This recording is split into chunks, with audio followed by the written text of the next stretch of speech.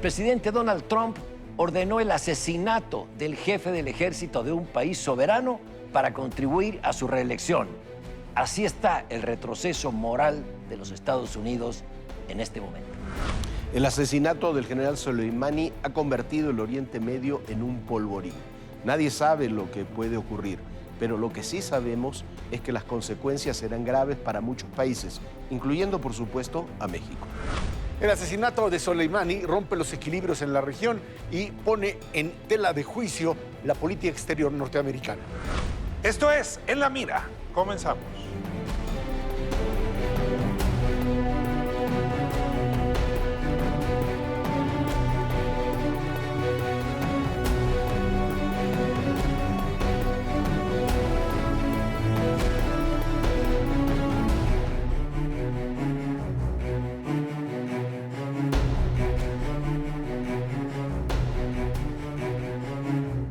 El asesinato del jefe del ejército de Irán, Qasem Soleimani, es lo que tenemos sobre la mesa y que puede dar un vuelco a la situación de estabilidad que teníamos en el mundo hasta finales del año pasado.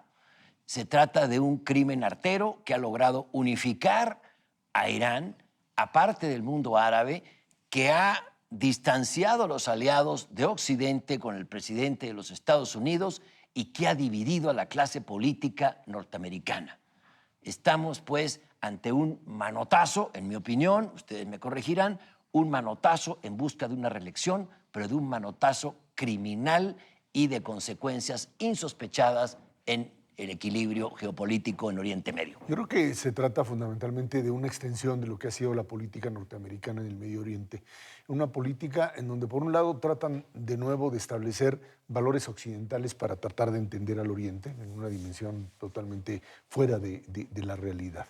De la misma forma que eliminaron a Saddam Hussein y lo suponían, Soleimani tampoco era, digamos, un defensor de derechos humanos, al contrario, era un criminal sin duda alguna, tenía las manos llenas de sangre, pero ese no es el punto. El punto en términos políticos es si esta eliminación, llamémoslo ya en los términos más pragmáticos, te ayuda para finalmente componer la situación en la región. Soleimani era un aliado de los Estados Unidos en la guerra contra el Estado Islámico, era un aliado de los Estados Unidos en un determinado momento contra Irak incluso, y ahora resulta que pues, en este juego de poderes con la invasión en Siria, con todo el nuevo esquema, pues resulta que pues claramente se convierte directamente en un enemigo de Estados Unidos y en una decisión de, como decían, pues alguien vino y le dijo, es el momento de terminar con él, porque él es el que está moviendo a las masas para tratar de generar un atentado en contra de intereses norteamericanos. La decisión es elimínalo.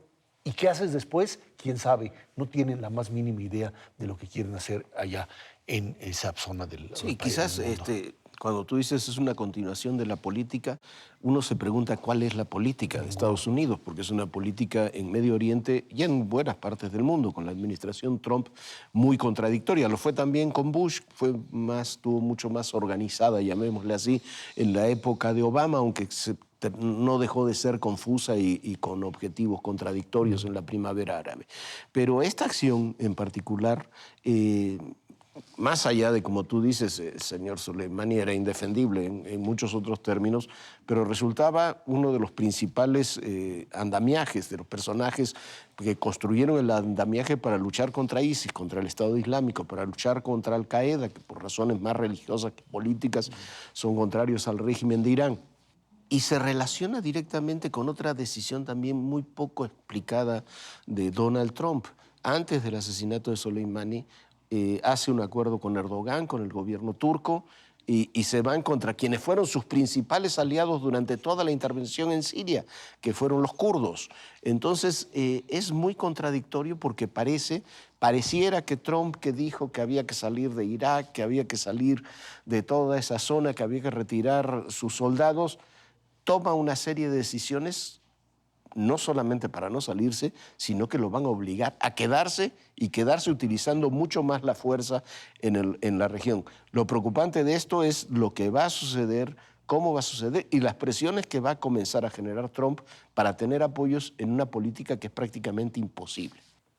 Lo que llama la atención es que el público de estas medidas, pues en efecto no sea el estudioso de Oxford o de Harvard o de Georgetown. Ese estudioso seguramente estará pegando de gritos por la fractura, la incoherencia. Pero es que el público es alguien más. Yo poco me reúno con lo que planteaba Pablo. El público es un público que es el de Fox News, que es el público de este show casi cinematográfico que tiene como destinatario al futuro votante de noviembre en los Estados Unidos. Es decir, esto es un montaje, punto. Como ha jugado la política estadounidense en otros momentos para cohesionar facciones políticas y cuerpos electorales dentro de Estados Unidos. Entonces, en efecto, si uno se lo mira desde la lógica de la política exterior, el equilibrio de poderes, el poder hegemónico en su política internacional, se quiebra todo. En cambio, en Fox News, esto lleva siendo una noticia muy favorable para el futuro candidato presidencial republicano. Y aquí sí estamos ante una demagogia con la que el mundo entero no puede ni podrá. Hay que ponerle límites a Estados Unidos. Creo que el mundo, por lo menos el mundo occidental, inclusive la ONU, tiene que exigir límites a la guerra contra el terrorismo. Lo ha planteado inclusive Nancy Pelosi, la líder demócrata en el Congreso de los Estados Unidos. No es lo mismo cazar a Bin Laden que asesinar al jefe del ejército de un país soberano con representación en la ONU. La guerra contra el terrorismo se ideó y se acuñó el concepto en el gobierno de Bush para combatir con un enemigo no convencional. No es un país, sino grupos de personas o personas que se mueven de un lado a otro. Eso lo siguió Barack Obama bastante al pie de la letra y lo aumentó. Pero ahora lo que tenemos es un vil asesinato de un dirigente de un país con representación y reconocimiento internacional. No me vengan con que si es presentable o es impresentable. Nómbrame uno en Oriente Medio que sea presentable. Ahí digamos ni el de Arabia Saudita, ni Netanyahu, ni Sisi en Egipto. No, ninguno. Ni Trump. Pero no por eso lo vas a asesinar. Ahí digamos el elemento que es diferente es que se trata de una persona que operaba con grupos, digamos, guerrilleros o terroristas, dependiendo de la forma en la que quieres ver, en la región. Él prácticamente controlaba el gobierno de Irak.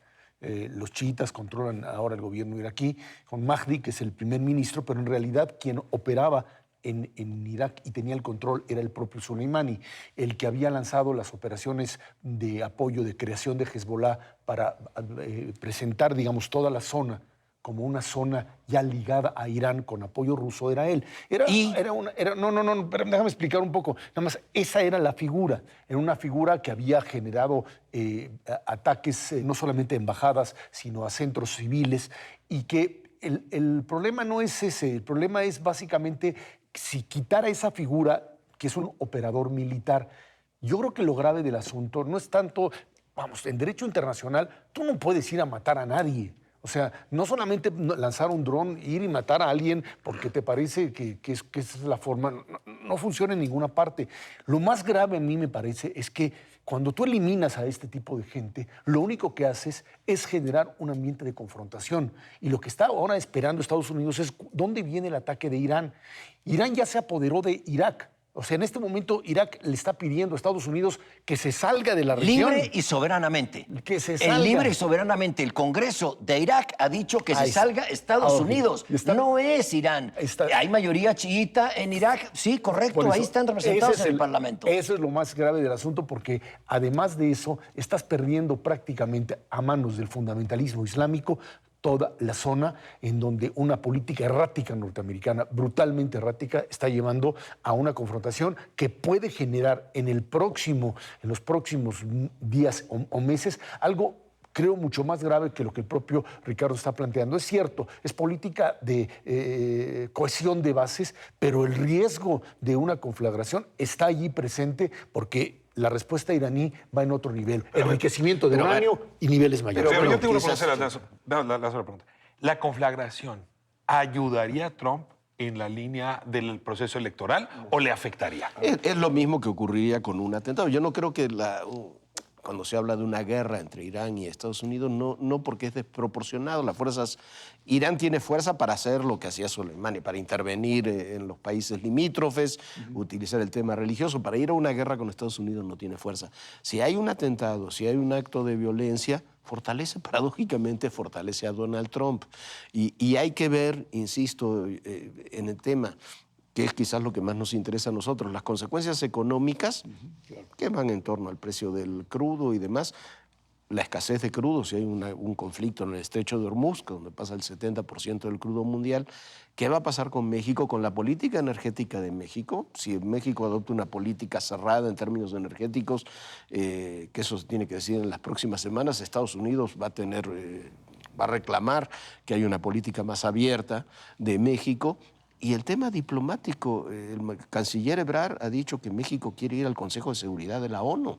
No puede ir al Consejo de Seguridad de la ONU si no toma posición ante estos temas. Y ya lo vimos con Aguilar Sincer, en el gobierno de Fox, son muy costosos. Son muy costosos y creo que México sí debe tomar una posición clara en contra de este crimen cometido por los Estados Unidos en Bagdad, en contra del general iraní.